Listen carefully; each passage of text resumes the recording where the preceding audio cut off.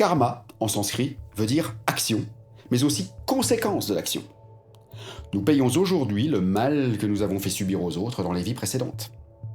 Mais il fonctionne aussi, et heureusement, dans l'autre sens. Nous jouissons aujourd'hui simultanément des bienfaits dont nous avons gratifié les autres dans les vies précédentes.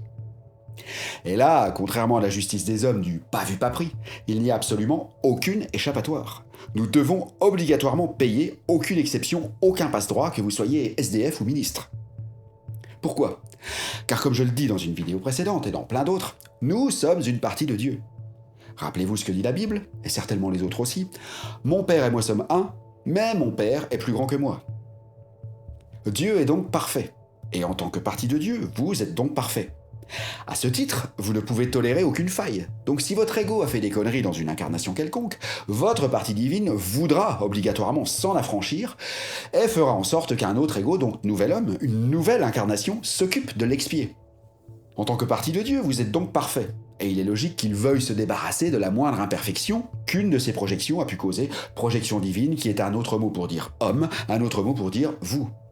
Donc la morale de cette vidéo et de la précédente est la suivante. Avant d'entreprendre quoi que ce soit, et principalement lorsque ça implique un autre être sensible, homme ou animal, même si ça n'est pas puni par la loi, c'est-à-dire la justice des hommes, mais que vous savez que c'est préjudiciable à cet autre être sensible, sachez que tôt ou tard, vous subirez exactement la même souffrance dans les moindres détails. Et même si ça ne sera pas la même situation, votre ressenti, votre malaise, eux, seront les mêmes que ceux que vous avez fait subir alors. Si ce n'est pas dans cette vie, ce sera dans la prochaine, voire les prochaines. Donc là, vous voyez que les religions ne disent pas que des conneries. C'est juste les images employées qui sont risibles. Mais bon, il faut que ce soit le plus accessible possible pour tout le monde, même le plus stupide. Donc, quoi de mieux qu'une belle image d'Épinal truffée de choses horribles et invérifiables pour l'homme incarné. Donc toutes ces actions, c'est ce qu'on appelle créer du karma. Les médecins ou les guérisseurs en général sont des gens qui ont fait subir tellement de souffrance qu'ils se réincarnent en thérapeutes de tout poil afin de ne côtoyer que la même souffrance et faire de leur mieux pour la soulager cette fois.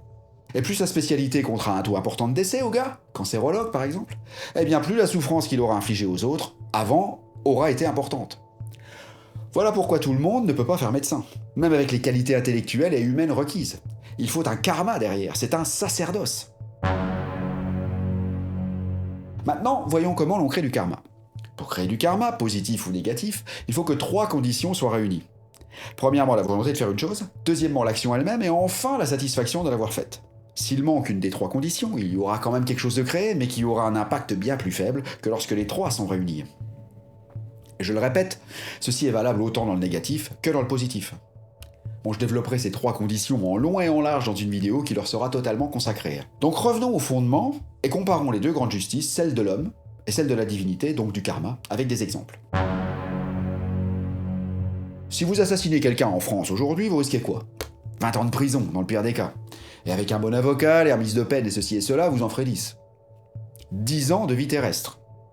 La vie terrestre, dans notre éternité d'âme, correspond à une étincelle de briquet. Donc 10 ans de cette vie, à supposer qu'en gros elle fasse 80 ans, cette peine est un 8e d'une étincelle. Donc à l'échelle angélique, c'est un prout de teckel.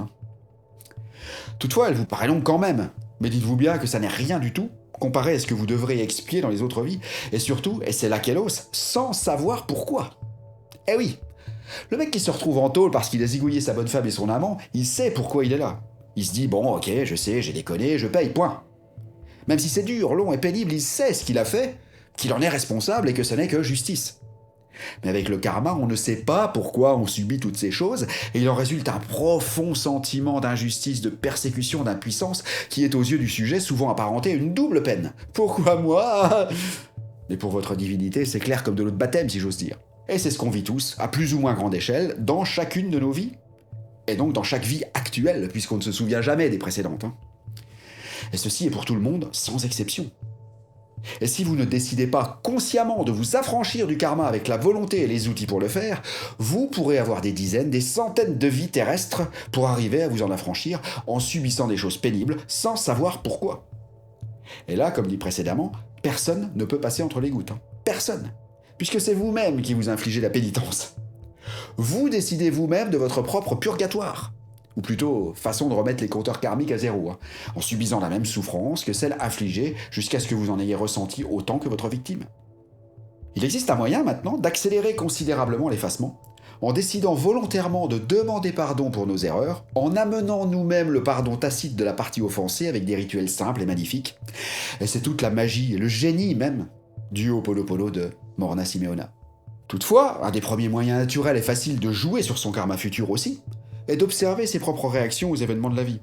Les situations, négatives principalement, sont là pour nous faire réagir, et notre réaction recréera ou effacera du karma. Bon, j'y reviendrai dans la vidéo que je vous ai promise il y a une minute. Reprenons l'exemple du médecin en question. Il doit s'infliger des années et des années d'études difficiles, des années d'internat et d'externat, aux urgences ou autres, encore plus difficiles, sans compter ses heures. Et ensuite recevoir dans son cabinet des légions de gens malades en détresse, etc. Si ce médecin arrive à offrir à chaque patient une étincelle d'espoir qui fera que le dit patient se sente mieux en sortant de son cabinet qu'en y entrant, chaque fois, un morceau de souffrance sera nettoyé, un morceau de son propre karma, ainsi que celui du patient, seront annulés.